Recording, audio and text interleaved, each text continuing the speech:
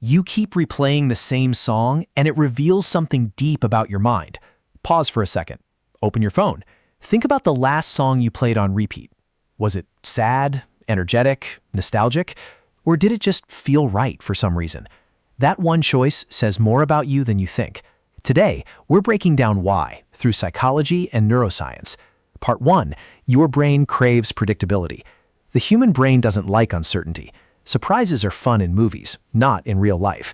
When you replay the same song, your brain already knows what's coming next, where the beat drops, what the lyrics say, when the chorus hits. That familiarity creates a small but powerful sense of safety. Research shows that familiar stimuli can reduce anxiety. That's why kids watch the same cartoons over and over again. Same story, same outcome. When life feels chaotic, exams, heartbreak, job pressure, uncertainty, a familiar song becomes emotional stability. So next time you feel overwhelmed, don't instantly scroll through random rails. Play your comfort song instead. Your nervous system will thank you. Part 2. You're not escaping, you're regulating. A lot of people think, if I keep listening to sad songs, maybe something's wrong with me. Not necessarily. After an argument, have you noticed how your mind keeps replaying the conversation? Why? Because the brain wants clarity. It wants to process what happened. Music works the same way. Sometimes you replay a song because your mind is trying to fully feel an emotion until it becomes manageable.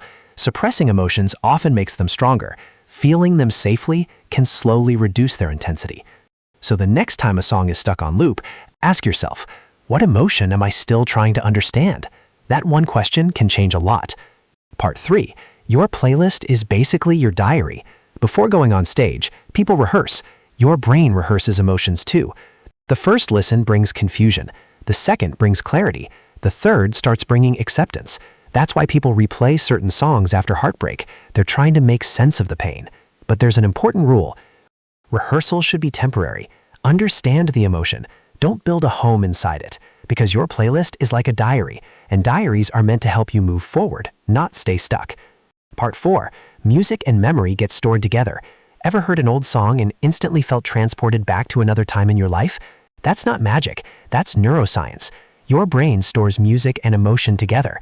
So if you listen to a certain song during one of the hardest periods of your life, hearing it again may trigger those same emotions years later. That's why being intentional matters. When you're in a strong, healthy phase of life, listen to empowering music.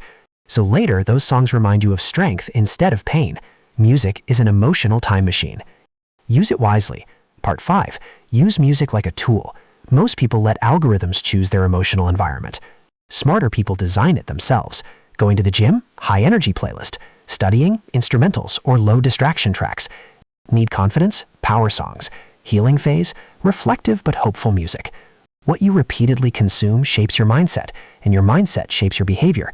One song at a time, you can slowly influence your emotional state. Part 6. When the loop becomes a trap. But here's the dangerous part. Not every repetition is healthy. If a song keeps making your mood darker every single time you hear it, that may not be emotional processing anymore. It may be emotional looping. That's when you slowly transition. Sad to neutral to hopeful.